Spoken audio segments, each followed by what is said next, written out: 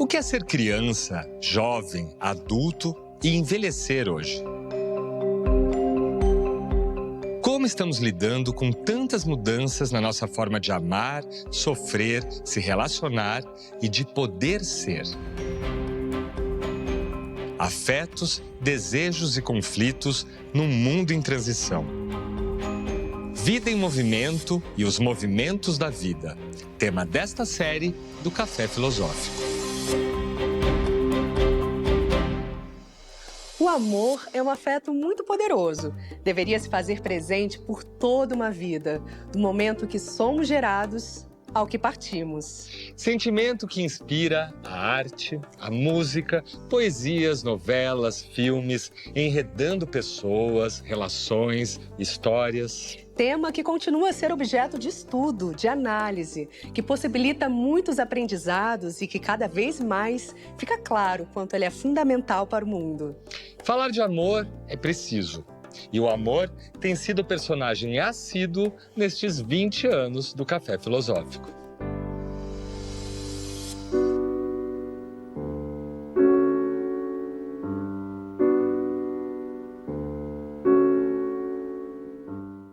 Mas quando nós ouvimos falar de algum Dom Juan, o que nós imaginamos é simplesmente um serial conquistador, vamos dizer. O ponto é, ele não cria vínculo. Conquista, tem um caso e vai embora.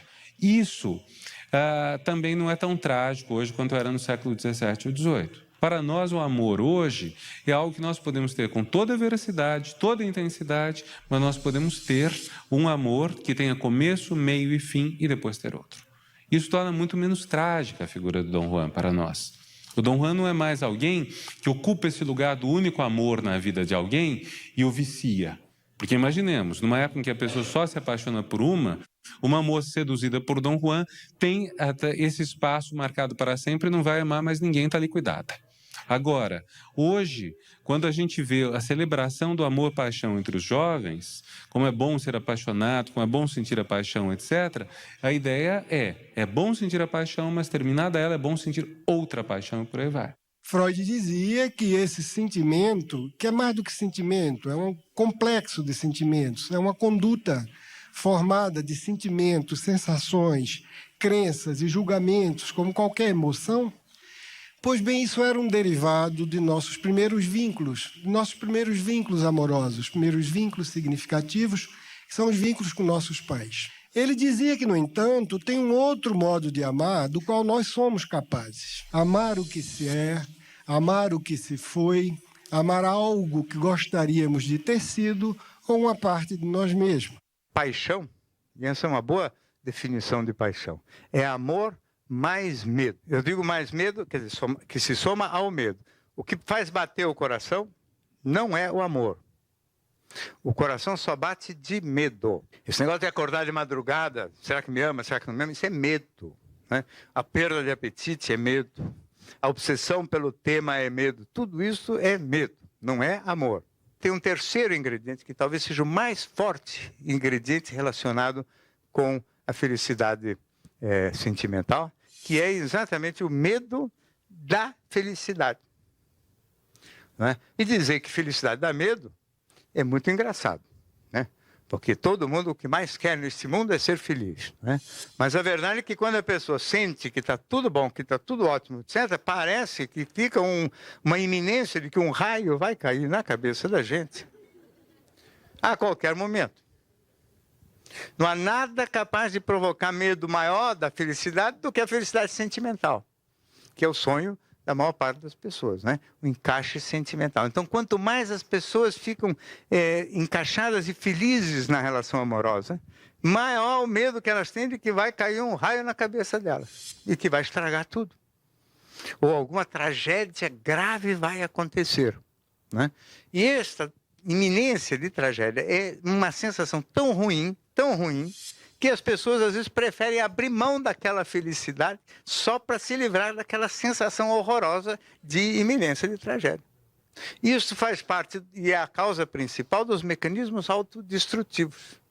O mecanismo autodestrutivo ele é sempre relacionado com não suportar a coisa boa que se tem. Vamos destruir um pedaço. Comentando os três, uma coisa que talvez a gente possa pensar junto é como a vinculação ela parece muitas vezes um risco. E aí o medo aparece, porque tem um Dom Juan que não quer se vincular. Isso não quer dizer que qualquer relação precise se tornar um vínculo, mas tem algo da ordem da fuga. Em todos esses casos, tem algo da ordem de fugir. A gente não quer mergulhar no encontro. Não é que todo encontro amoroso vai dar certo. Não é que todo encontro amoroso vai funcionar. Não é que todos serão compatíveis. Mas a tentativa de não se vincular, ela tem relação com uma certa desumanização.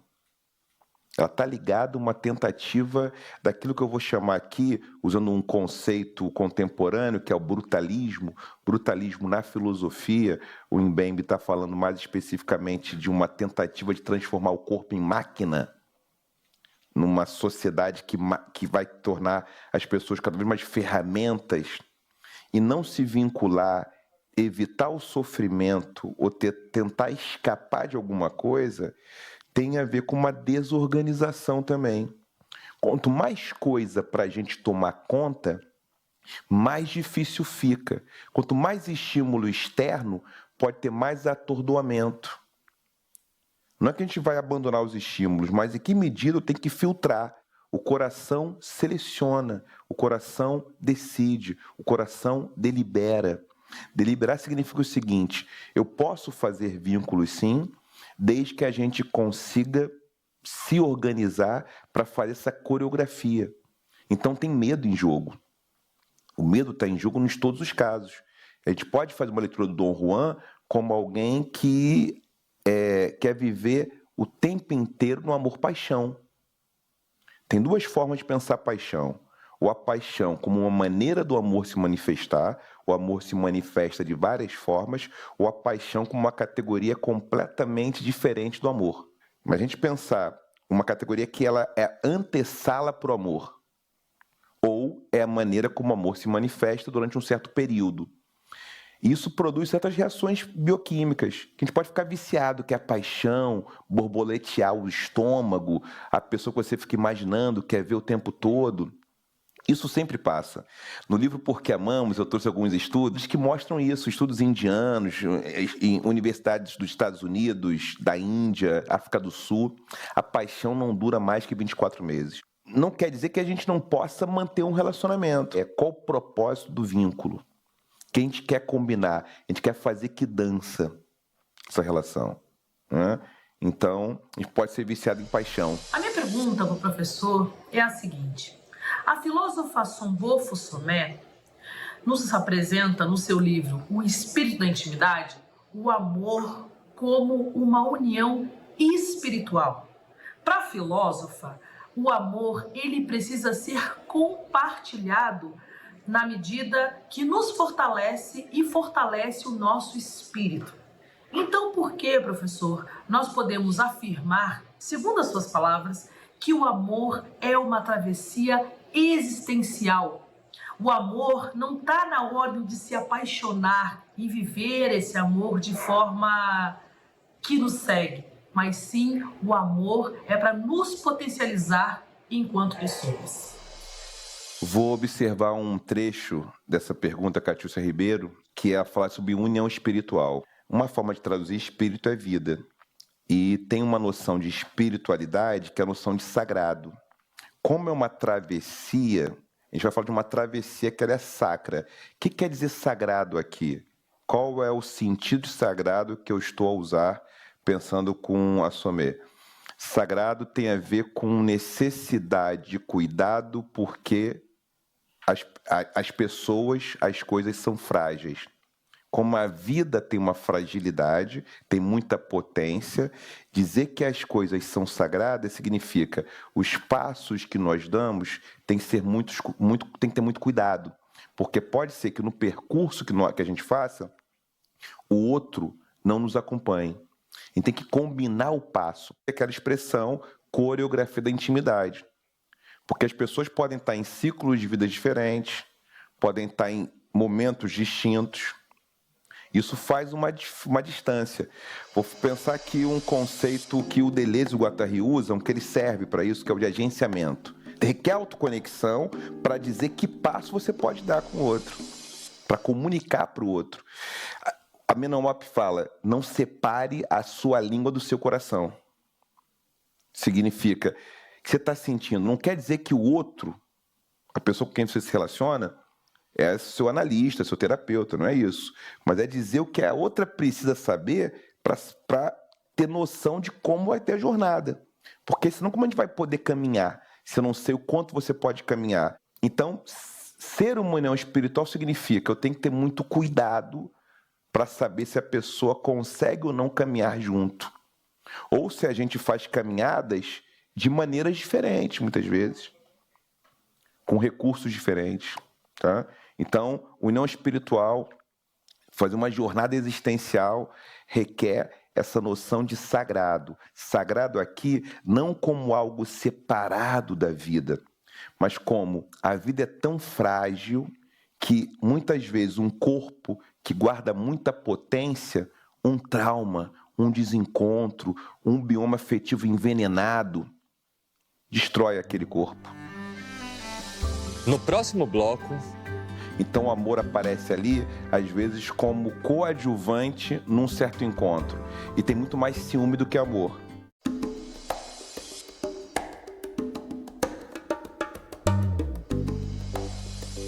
a filosofia africana de Sobon Fosomé traz para a ideia de amor uma coreografia da intimidade, como uma dança, não com os mesmos passos, mas conhecendo os passos que cada um pode dar para percorrer um caminhar conjunto, numa jornada a ser compartilhada. Como o amor convive com tantos outros afetos, inclusive afetos negativos que também nos envolvem na vida. Se amar é preciso também aprender a desamar? A pergunta é do Mário Mazzilli. O que pode o amor contra o ódio? E o ódio é o afeto oposto do amor? O que pode o amor contra o ódio, se o ódio é o contrário do amor? Eu não penso o ódio como o contrário do amor. Tem muitos trabalhos, né? Na psicanálise, inclusive, tem a noção de amor-ódio, que aparece com Lacan, numa análise do Freud, de que o amor pode contra o ódio. Talvez seja essa, né? Essa formulação que ele faz aqui, é que o ódio ele tem um poder de aquecimento muito rápido. É como se o ódio fosse esse afeto que o fogo pega rápido, né? Quando o ódio é fogo, é um fogo vulcânico, que ele incendeia. O amor é solar, ele é calmo, ele vai habituando. Por quê? É um processo. O ódio é como se fosse esse afeto de destruição, de uma necessidade de destruir, que tem a ver com frustração, e que o amor pode contra ele é que o amor ele é de uma dinâmica que ele requer paciência, requer calma para ser instalado. O amor não se instala abruptamente, né? Só na paixão, né? Aquela paixão, mas para que ele ganhe força, ele precisa de prazo, de tempo, de acomodação. E o ódio ele é mais rápido, mais instantâneo. É como se ele respondesse imediatamente às nossas preocupações. É como se ele resolvesse, como se fosse... Com isso, eu consigo aliviar a tensão. O amor é um percurso mais lento. Então, o que o amor pode contra o ódio, pode tudo, desde que ele se instale. Mas a sua instalação é um processo e requer também uma decisão, que é uma decisão que tem a ver com a nossa autointimidade. A gente fala em categorias de amor. Amor ágape, amor erótico, amor filial. Isso é uma maneira de pensar o amor. Então muda. Não, tem vários tipos de amor. Outra forma de pensar o amor é sempre esse afeto. O que modifica não é o amor como categoria, como classe, mas é a relação que eu estabeleço com a pessoa que eu amo. E aí isso tem a ver com as necessidades, com as circunstâncias. Então, uma filha, um filho é uma pessoa que precisa de cuidado, né? Então, o que um adulto deve fazer com uma criança, com um bebê? Deve cuidar da criança ou do bebê. Se o adulto deve cuidar da criança, do bebê, o adulto tem que usar os seus recursos, a sua energia para fazê-lo. Então, como nós muitas vezes gostamos de ser cuidadoras, cuidadores, pode ser que isso contemple a nossa necessidade também.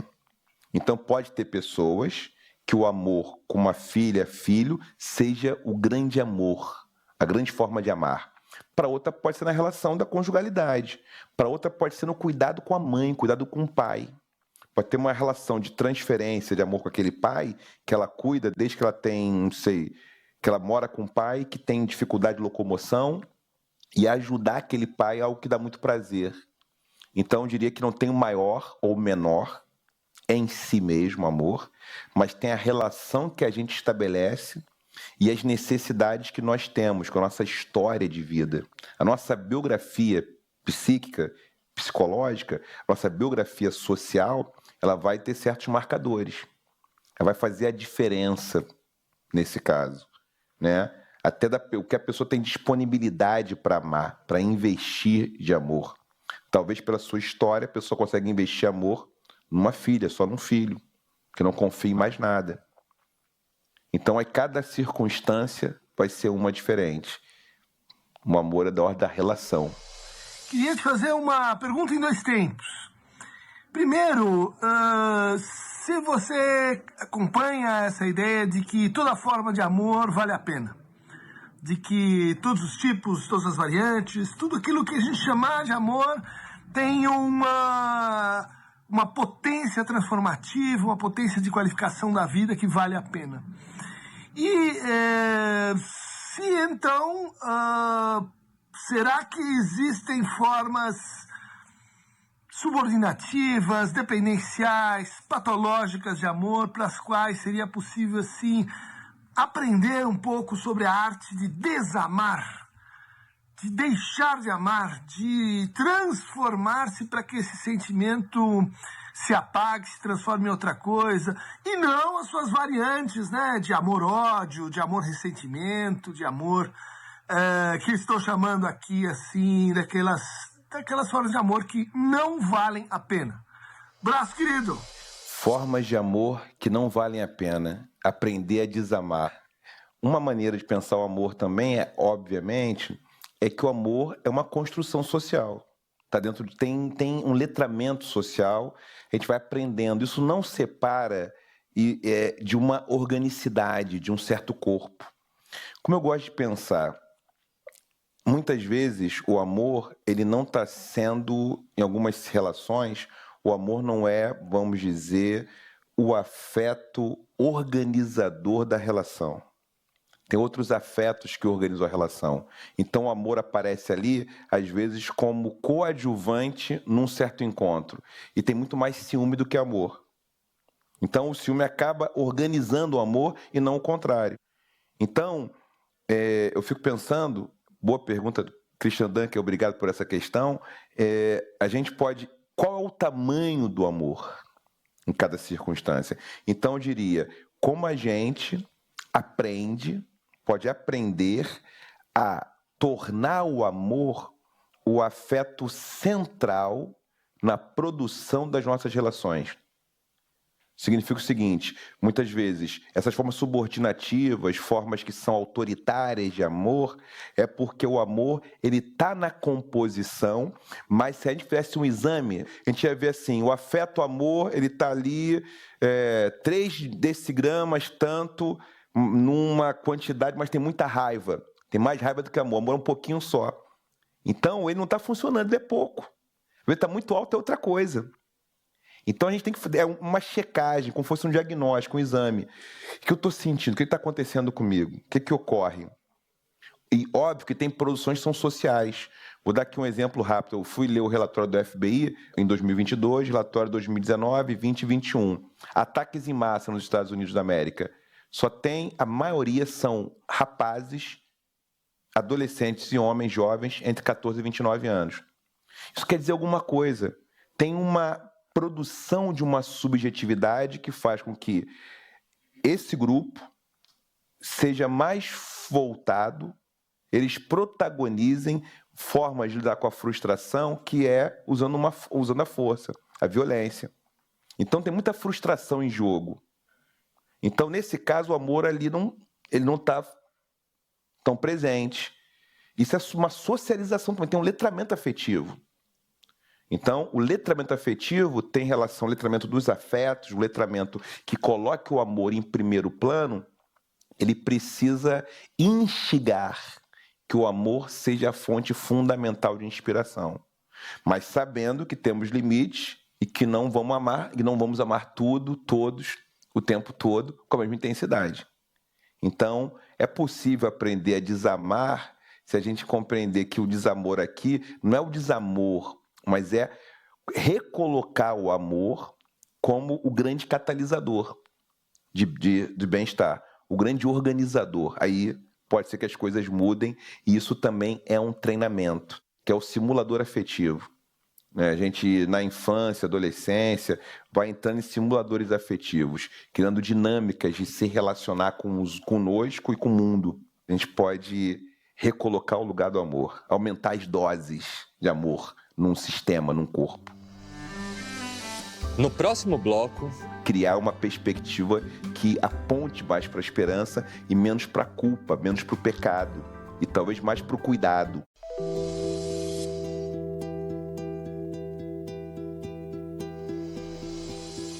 As diferentes interpretações culturais, sejam elas religiosas, filosóficas, institucionais, são responsáveis pela nossa formação. Em nossa socialização, carregamos valores, sentidos, normas e até preconceitos. cada tradição propõe uma perspectiva diferente para o nosso estar na vida. E se procurarmos conhecê-las e entendê-las, talvez possamos abrir novos olhares para as múltiplas visões de mundo e aprender até combinações possíveis. Será que haveria esperança para iniciativas que eu vejo de amigos padres, pastores, teólogos, de tentar adaptar essa visão a partir de um ajuste hermenêutico mesmo, de uma interpretação diferente do texto bíblico que leve a mais tolerância, ao amor? Ou não? Eu queria ver como você vê isso. Você vê com um olhar esperançoso, ou você acha que lá no fundo talvez a gente tenha que ter uma mudança mais essencial, mais fundamental, porque o core já está comprometido? Na tradição judaico-cristã, as tradições abrâmicas, né? O patriarca Abraão tem algo ali que é um pecado original. A relação com a terra é um pecado original. Tem uma desterritorialização, uma expulsão de um paraíso, e tem uma tentativa de encontrar um paraíso depois. Um paraíso ao final de uma trama, em 3 atos. Aristóteles, primeiro, segundo, terceiro ato, era o paraíso, depois expulsão do paraíso, vamos para o mundo das tramas, suor do próprio rosto, sofrimento, e o ato final pode ser uma apoteose no paraíso, né? Numa terra prometida. Tem uma terra prometida a ser alcançada. É uma questão hermenêutica e não somente, porque tem uma divindade que ela diz que o amor principal deve-se amá-la sobre todas as coisas. Deus.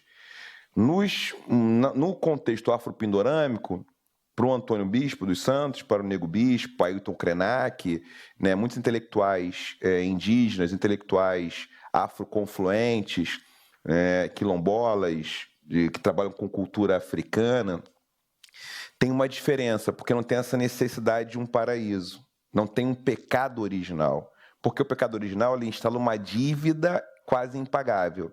Na tradição cristã, essa dívida é paga pelo próprio Deus encarnado. que tem ali uma trindade, que é o Filho de Deus, que vai pagar essa dívida. Então, só pela graça que a salvação vai ser possível. Uma leitura aqui teológica panorâmica, tá? E nessa leitura panorâmica, de alguma forma, é necessária uma redenção. Essa redenção não necessariamente vai ser para todos, porque ela requer uma obediência a uma lei, né? Enquanto em outros arranjos, algumas culturas, se cultuam muitas coisas, muitas forças. Se cultuam ancestralidade, se cultuam espíritos da floresta. Ainda que possa ter um Deus principal, muitas vezes, mas tem uma cosmogonia que é diferente. Então, tem um problema de interpretação, mas também tem um problema que é a noção de dívida. Como se livrar de uma dívida? E a lógica da dívida, ou seja, na esfera teológica, tem uma dívida, que é uma dívida com Deus. Isso se organiza na esfera das relações de produção, num mundo onde o mercado também nos coloca constantemente em dívida. Então, eu diria, esse princípio teológico, ele se articula muito bem com uma perspectiva de produção capitalista, neoliberal.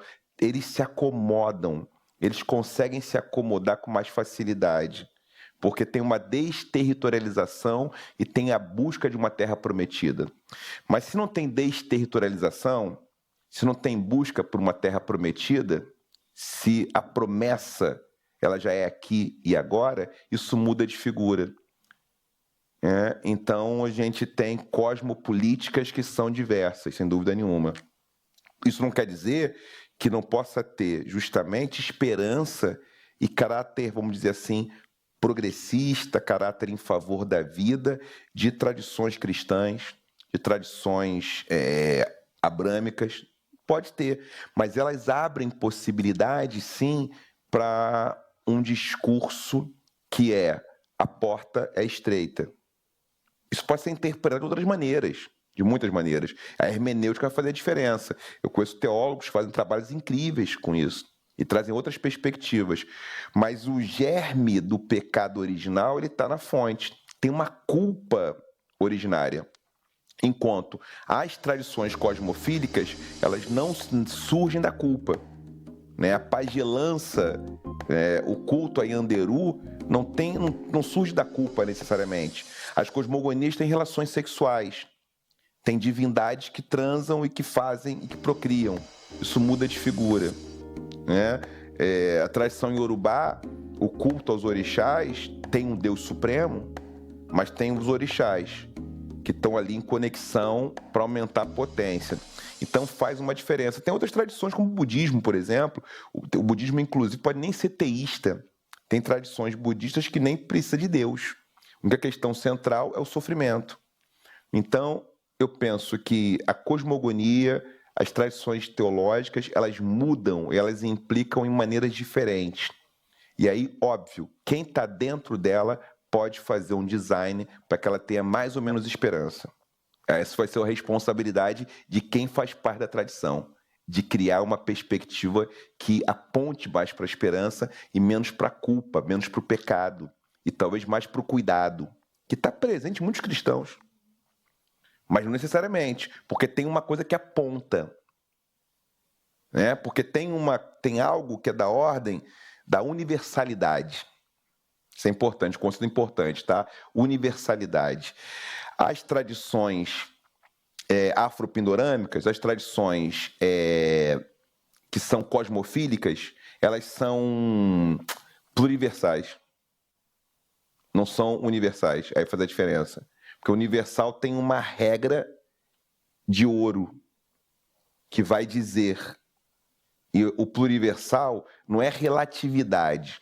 Mas o pluriversal é a compreensão que tem um pluralismo, que tem seres pluricientes, que a maneira como a gente se relaciona com as coisas não tem um único padrão. Então, por exemplo, algumas culturas, na relação amorosa, que é o nosso tema, que é o amor, as pessoas se casam conforme outras necessidades. Algumas sociedades são exclusivamente monogâmicas. Muitas sociedades dos povos originários, muitas sociedades. Isso a Geni Nunes tem dito muito bem, que é uma psicóloga guarani, ela vai pensar a partir da tradição guarani. A gente for pensar o povo Odabi, por exemplo, no continente africano e outros tantos povos ali, como é que esses povos funcionavam? A monogamia não era a única regra. Então tem sociedades que são policonjugais, poliândricas, poligâmicas, isso por conta da necessidade. Então, vou dar um exemplo aqui, uma sociedade poligâmica no continente africano. Ela era poligâmica por quê? Porque se entendia que ninguém podia ficar triste naquela comunidade. Uma pessoa que queria ter um relacionamento amoroso, mas não tinha parceiro ou parceiro, era um problema. Porque o mal-estar de um cria mal-estar na comunidade toda. Uma pessoa que está de mal consigo, ela vai criar, também vai ter problema com os outros, né? A frustração, ela vai para o outro. Então, alguns homens, numa sociedade que tem a densidade demográfica, que tinha uma população de mulheres maior que de homens, isso é o que fazia com que tivesse poligamia. Tem uma regra que é, nesse contexto eurocristão, monogamia. Então, isso modifica-se. Nessas sociedades era diferente, não era. Tanto que o que a Geni Nunes trabalha é como os jesuítas chegaram no Brasil e ficaram apavorados. Porque eles viam que as pessoas não eram relações monogâmicas, as relações de pessoas que começavam, terminavam, tinham outros arranjos familiares. E aquilo assustou. Falou, isso aqui é um pecado, isso é um problema. Então tem uma norma, tem inclusive uma cis-heteronormatividade, que é um debate que os estudos de gênero e sexualidade têm apontado para o caráter performático do gênero. Gênero é uma performance. Então, tinha uma calça de moça, calça de moço. A calça do moço tem bolsa atrás, da bolsa não tem bolsa atrás. Isso é uma performance que vai criando comportamento. Qual a diferença que faz quando a gente fala numa cultura que não é o caso de ser uma regra universal? É pluriversal porque as circunstâncias criam necessidades. E aí, conforme as circunstâncias, a gente tem que arranjar um jeito de acomodar todo mundo, para ninguém ficar excluído. Porque a exclusão vai ser um problema. Agora, o mundo da Gara, a Sobonfu Fussomé fala isso aqui, ela fala isso no livro, muito interessante, ela fala, poxa, eu fiquei assustada e tal, porque no Ocidente tem uma coisa que lá não tinha na minha aldeia. Lá as pessoas casam com pessoas. Nunca foi problema uma mulher casar com uma mulher ou um homem casar com um homem. As pessoas casam com pessoas. Não tem essa norma. Não é norma ser um casal heteroafetivo. Não é norma. Então, numas tradições, isso para flexibilizar pode ser problemático. Em outras não tanto. Então, nós estamos falando de uma comunidade milenar em que as pessoas casam com pessoas. E os arranjos são variados. Uma pergunta que chegou aqui do público, da Luciene Santos, ela diz assim, que é interessante perceber que muito do medo e da insegurança em se demonstrar amor vem por estarmos inseridos em uma sociedade cosmofóbica. E ela pergunta, entendendo que o amor é um afeto catalisador, por que a sociedade privilegia pensar mais no amor romântico do que no amor existente e construído em relações de amizades, sendo esse último possível em gerar mudanças em nossa sociedade? Isso tem muito a ver... Então, tem muitos estudos, né? Por exemplo, tem um debate sobre monogamia, não monogamia, poliamor, que são categorias diferentes. Não necessariamente uma pessoa não monogâmica é poliamorista, isso pode variar, relações abertas, semiabertas, tem algumas variáveis. Por que não se pensa? Porque tem uma cultura da exclusividade também. Tem uma cultura que a rede afetiva a gente precisa privilegiar. Tem um pódio, né? Tem um pódio implícito. E como tem um pódio implícito, parece que tem algo que a gente elege como maior, como superior, né? Esse tipo de amor. E não necessariamente em compreender que as redes afetivas todas elas são importantes para nossa construção, nossa elaboração, algumas em algum momento, outras em tantos outros. Isso faz uma diferença. Por que a gente privilegia? Porque essa foi a forma que a gente aprendeu, que a gente encontrou e que está nesse sistema, né, que tem a ver com exclusividade, de produzir tem uma terra prometida, tem um especial, tem um anel, tem aquele gesto do amor romântico, né, que é pedir alguém em casamento, né, circunflexionando um joelho com um anel, que remete a variações do trovadorismo no século XII, na Europa Ocidental, né, a história de Tristão e Isolda, outros arranjos de Romeu e Julieta, comédias românticas dos anos 80 de Hollywood. Esse composto, que um pouco de platonismo, uma interpretação da alma gêmea, nessa mistura a gente produziu um sistema de procurar uma pessoa para nos completar. O que não quer dizer que uma pessoa, especialmente, não possa ter sido muito importante, ser muito importante no nosso trajeto. Mas não quer dizer que isso anula outras redes afetivas, como família, amizade e tantas outras.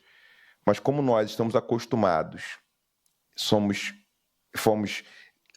socializados para poder viver nesse formato de que tem um único caminho, uma única direção.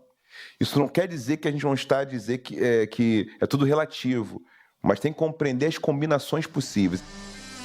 No próximo bloco, que formas de narrar o amor nós estamos disponíveis, dispostas a apresentar? Pode ser o amor de Xangô e Oxum, pode ser o amor de Romeu e Julieta.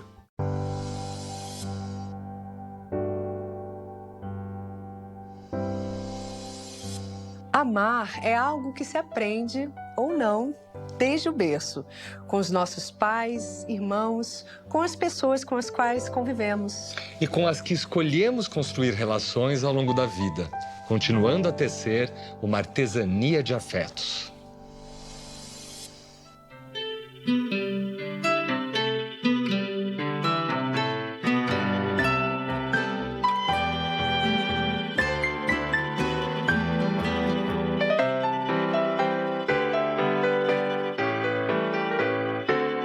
Edição especial da série O Amor é uma Coisa que se Aprende, com a curadoria de Contardo Caligares.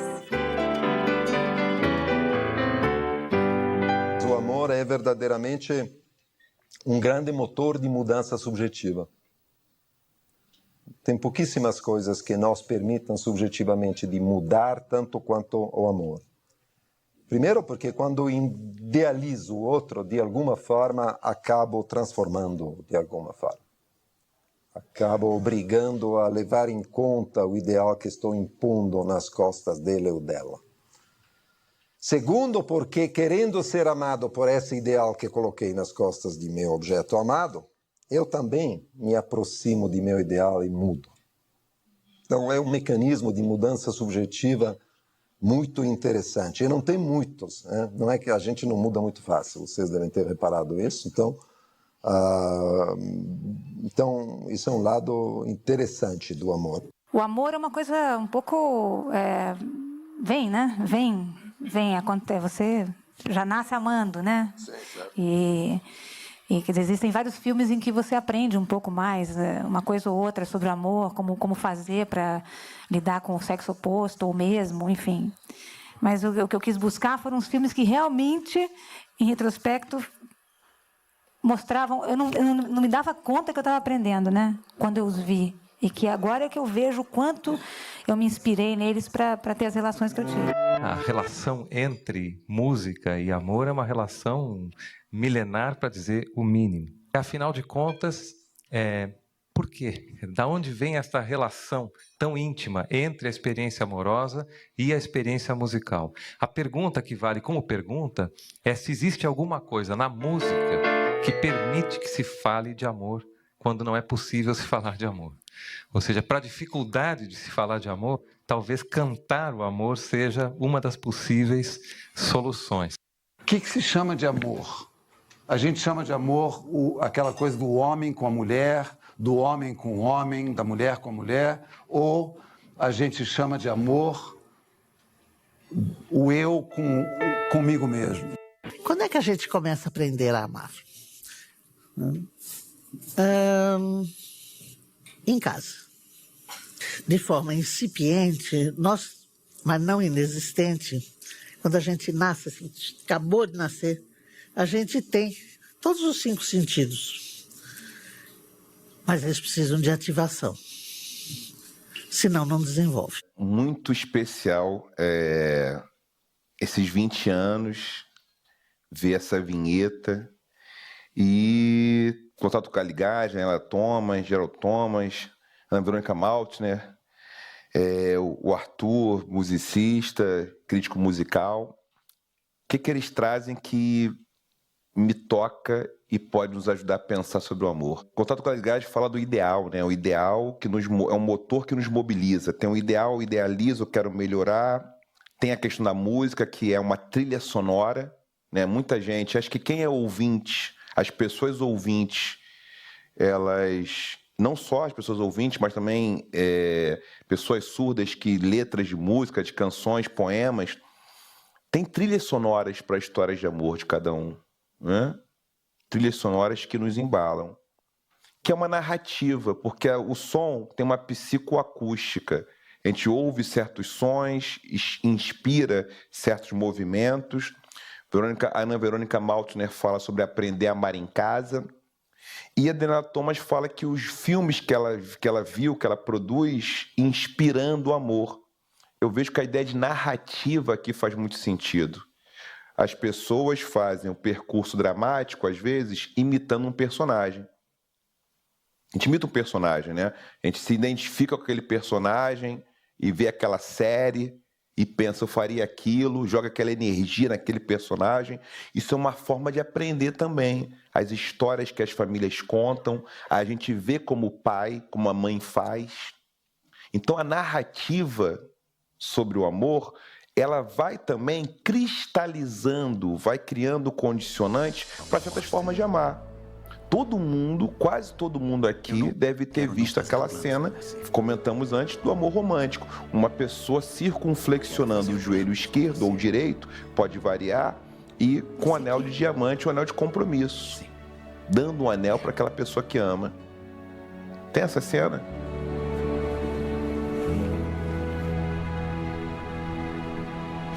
Quer casar comigo? Olha, eu nunca imaginei que fosse ver você de joelhos. E tá um pouco úmido aqui, então... O que vai ser? Ana de Boston. Sim. Sim, aceito.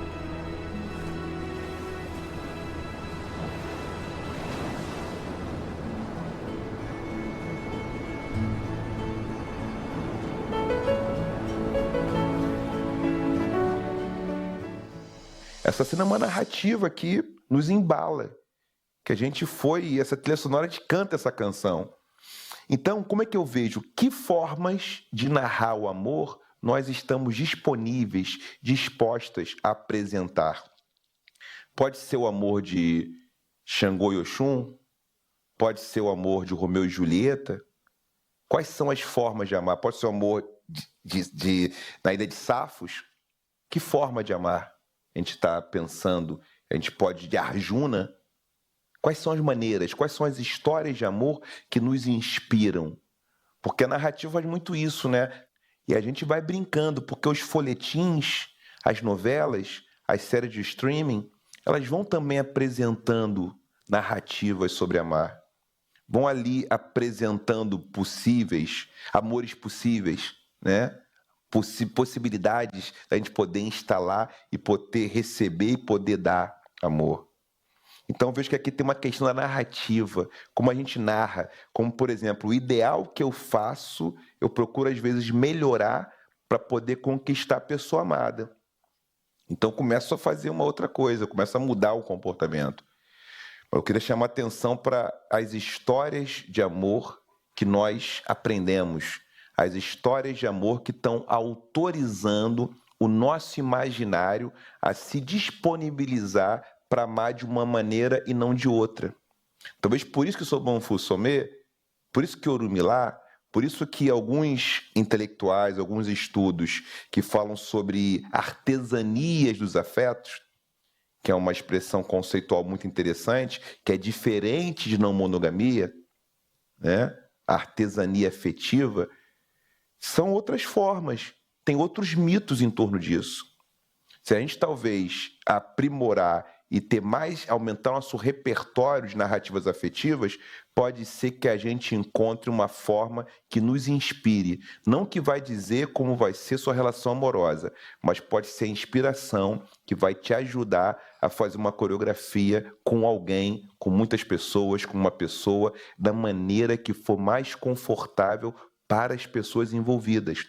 Buscando a zona de conforto, também tendo ferida, tendo dificuldade, tendo lacuna, tendo humanidade, mas encontrando um caminho e uma história que só vocês vão poder fazer na parceria, vão fazer como 2 pessoas ou 3, dependendo do seu formato de relacionamento, vão poder fazer para poder amar e o amor cumprir o seu papel.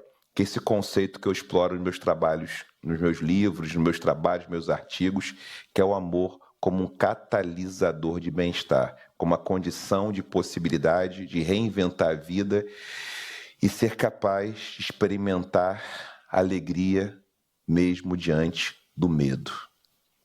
Isso é o que pode o amor.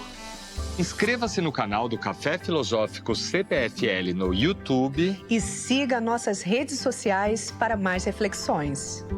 Não está determinado que a vida humana vai ser um fracasso no planeta, mas pode-se determinar que a gente talvez reinvente a vida e faça mais quilombos, mais aldeias, não o modelo da cidade, da exclusão, mas o modelo do acolhimento, do possível, daquilo que é mais humano em cada um de nós, que é o desejo de amar.